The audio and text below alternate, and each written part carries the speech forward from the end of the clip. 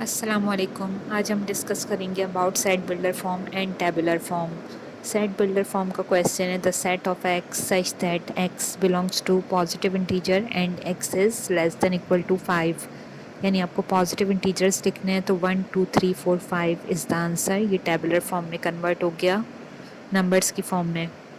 अब यहाँ पे आपको एक और सेट गिवन है सेट बी, और इसमें गिवन है the set of x such that x belongs to natural number and x is between 4 and 8। यानी नेचुरल नंबर हैं और 4 और 8 के बिटवीन है, तो 5 6 7 नंबर्स आएंगे।